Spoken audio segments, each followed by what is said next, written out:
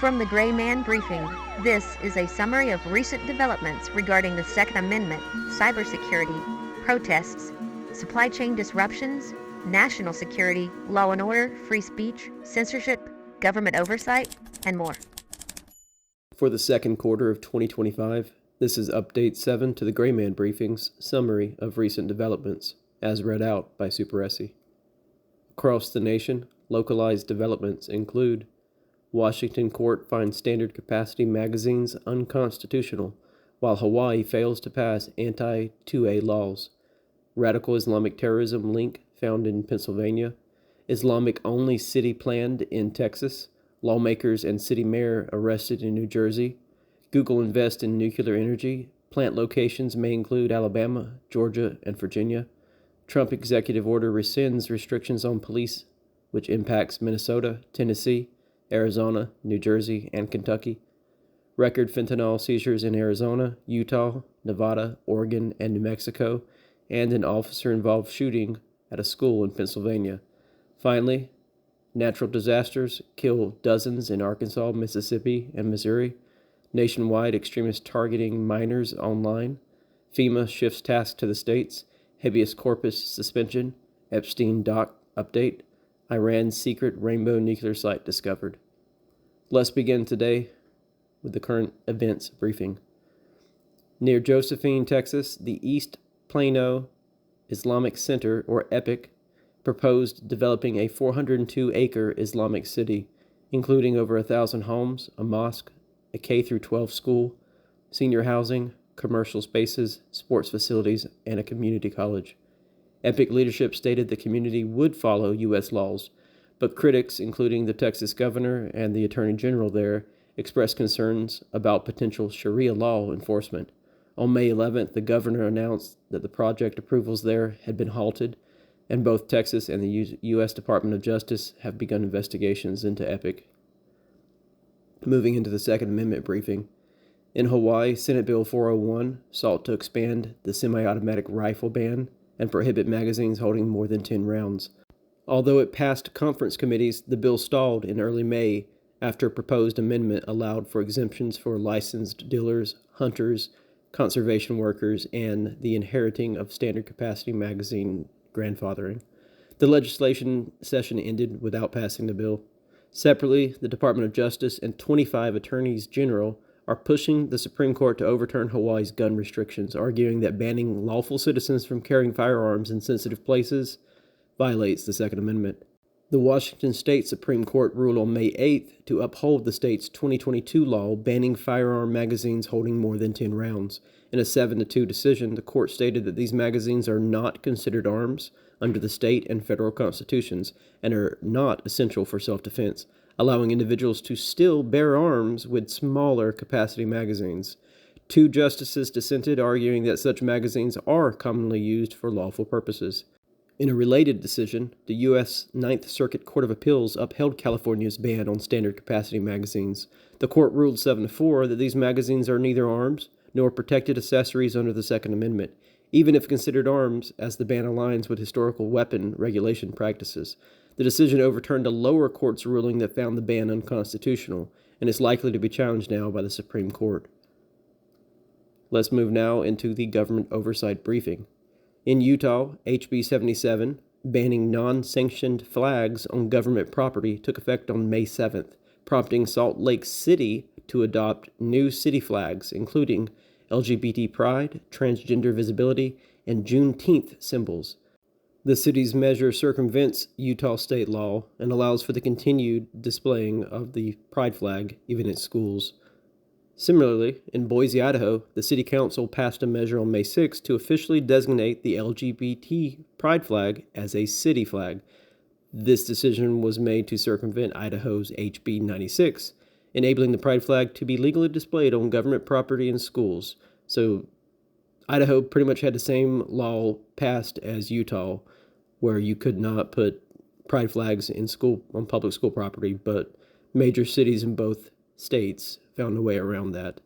Moving on, Attorney General Pam Bondi was secretly recorded on April 28th by an undercover journalist from O'Keefe Media Group, or OMG, while at Washington, D.C. at a restaurant. In the recording, Bondi mentioned that the FBI is currently reviewing, quote, tens of thousands of videos, end quote, related to Jeffrey Epstein, many of which involve minors, and that this has delayed the release of the Epstein files. This was told to a random person at the restaurant. That obviously was recorded. On May 7th, after OMG contacted Bondi regarding the recording, Bondi publicly reiterated these remarks during a press conference, stating that the videos depict Epstein with children or they contain child pornography involving hundreds of victims. Bondi emphasized that no single victim's footage would ever be made public. Neither Bondi nor the Department of Justice has issued an official response to the released footage. Moving on, the Trump administration, represented by Deputy Chief of Staff Stephen Miller, announced the possibility of suspending habeas corpus rights to expedite deportations of illegal immigrants, arguing it as a national security measure. Miller described the situation as an invasion, noting that the legal framework allows for suspension during such conditions. Habeas corpus, which grants individuals the right to challenge their detention, has historically been suspended during crises, such as the Civil War under Lincoln, Japanese internment during World War II, and post 9/11 under the Bush administration's 2006 Military Commissions Act. The potential suspension aims to reduce judicial reviews during deportation processes. Next, global conflict and war brief. Satellite images and intelligence reports uncovered a secret Iranian nuclear weapons facility known as the Rainbow Site. The site, allegedly operational for over a decade, has been disguised as a chemical production company called Diba Energy Siba to evade international inspectors. According to the National Council of Resistance of Iran, NCRI, the facility's primary function is extracting tritium, a radioactive isotope that boosts nuclear weapon yield rather than being commercially valuable such as uranium. The revelation comes as Tehran and the Trump administration continue nuclear program negotiations. Next, the supply chain and infrastructure brief. Google has partnered with Elemental Power to fund 3 nuclear sites in the U.S., aiming to meet the growing power demands of its data centers, especially for AI operations. Google will provide early-stage funding and may buy energy from the plants. This follows a previous deal with Kairos Power for small modular reactors expected by 2030. The initiative addresses projected power challenges as AI data centers may consume up to 12% of the U.S. power supply by 2030, risking grid stability. Tech companies such as Google and Microsoft are investing in nuclear power to support AI demands, as delays in new projects and plant retirements increase the risk of shortages. AI may actually now help manage the grid, but investments are crucial to avoid potential disruptions. Upcoming U.S. nuclear projects include a plant in Georgia, one in Tennessee, one in Wyoming, one in Alabama, and there's also one in Virginia and New Jersey. The one in Jersey is exploratory and may not come to pass. Following the Trump administration's imposition of a 145% tariff on Chinese imports, major container shipping companies have suspended at least 6 weekly trans-Pacific routes, significantly impacting trade between China and the U.S. This disruption affects over 1.3 million 40-foot containers per year, with companies such as MSC, Zim, and members of the Ocean Alliance reducing services to the U.S., East, and Gulf Coast. Some carriers, including Maersk, they have actually downsized ships due to lower demand. Retailers Amazon and Walmart have responded by pausing or canceling orders from vendors in China and other Asian countries, citing high import cost. Walmart has also withdrawn its first quarter operating income guidance to maintain pricing flexibility. The frequency of blank sailings on trans-Pacific routes has increased, with up to 30% of voyages being canceled. Analysts warn of further cuts if import volumes drop, with July imports possibly decreasing 25% compared to the previous year. Although disruptions are significant, such analysts expect the impact to be temporary, with ongoing trade negotiations influencing the situation. And now we'll look at the economy briefing. So regarding that supply chain brief on the previous slide, those shipping disruptions could be voided soon following a trade agreement between Trump and China. The U.S. will now reduce tariffs on Chinese imports from 145% to 30% for 3 months, while China will cut duties on U.S. imports from 125% to just 10%. The deal led to a surge in the stock market, with the S&P 500 and NASDAQ Composite closing at their highest levels since March 3rd and February 28th, respectively. Now looking at the civil unrest, extremism, and societal collapse briefing. Nationwide, anti-Trump, pro-Palestinian, anti-Doge, LGBT, and pro-socialism protests and events are ongoing. We'll have a full summary of the latest developments in the next sword, but you can view the latest right now at graymanbriefing.com.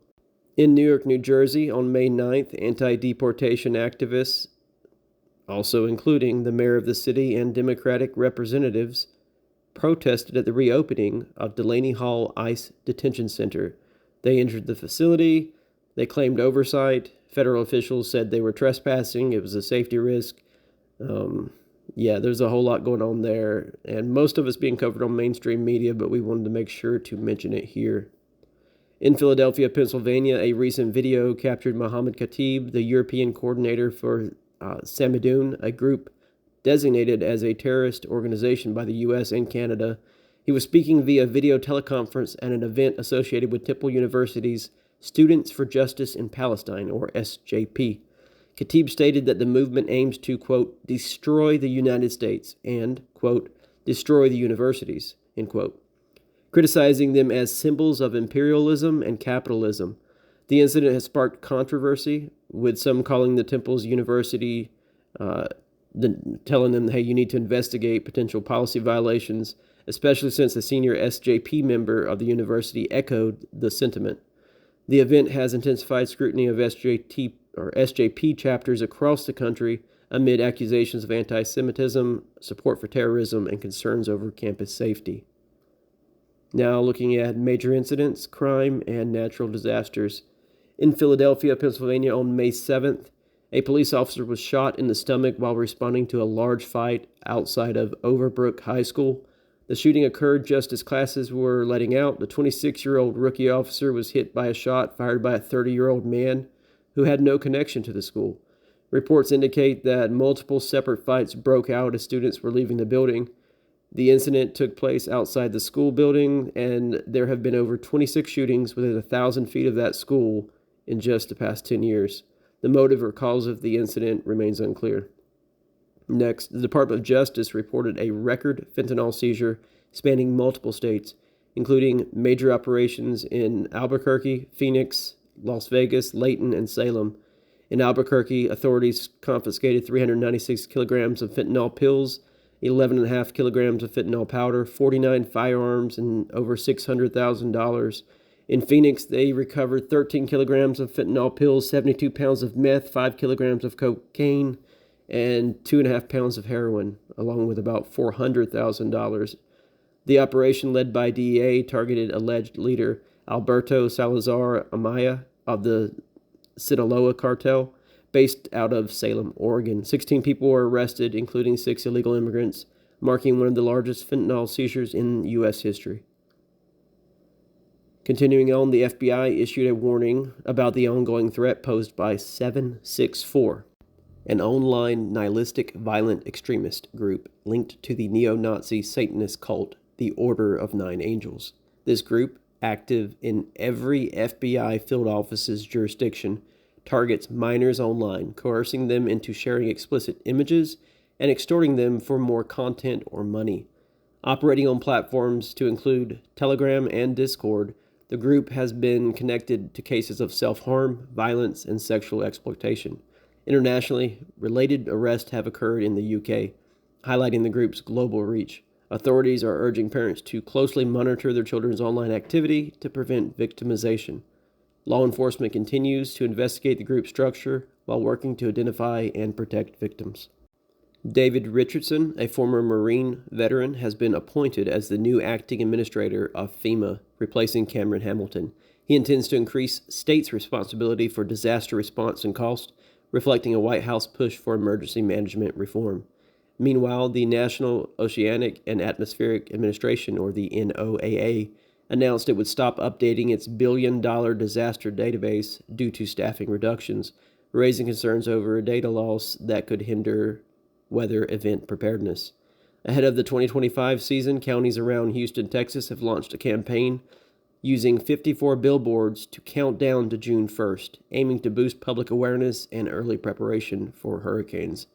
In another shift, FEMA announced it would end traditional door-to-door canvassing in disaster-affected areas, opting instead for fixed disaster recovery centers and collaborations with local organizations.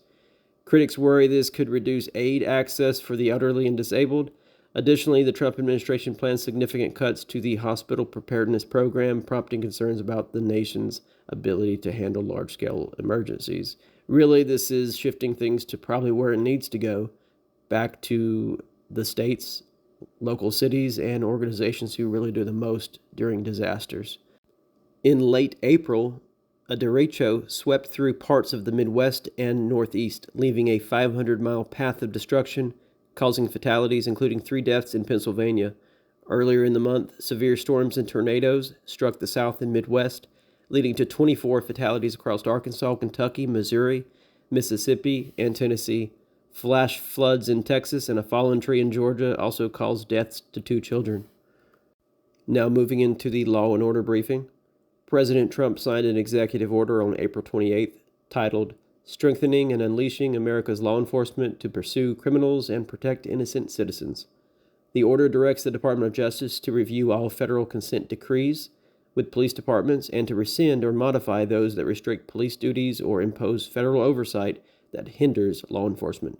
This shift moves away from the Obama-era consent decrees that critics say reduce proactive policing and morale. Consent decrees are court-enforced agreements aimed at reforming departments with systematic civil rights violations, or at least alleged violations. Critics argue that they slow enforcement and reduce officer initiative, while supporters claim they protect civil rights. The DOJ has already paused enforcement or negotiations on decrees in cities to include Louisville, Minneapolis, Phoenix, Memphis, and Trenton. Since 2008, numerous departments have been under these consent decrees, including Seattle for use of force, New Orleans for misconduct reforms, and again, all these are alleged, Portland for mental health response, Cleveland for community policing, Baltimore for use of force, Chicago for supervision and training, and several others addressing various issues. The order gives the DOJ 60 days to complete the review, with supporters hoping it restores local control and opponents wanting it to stay the same so that police can do less, basically. Now, that's it. That's it for this week's summary of recent developments. Remember, these briefings are delivered in real time to Grayman Briefing subscribers sent via the Telegram and Signal apps, also weekly via email. Please interact with this broadcast to help increase engagement and views. Thanks for listening, and as always, remain aware, be vigilant, and stay safe.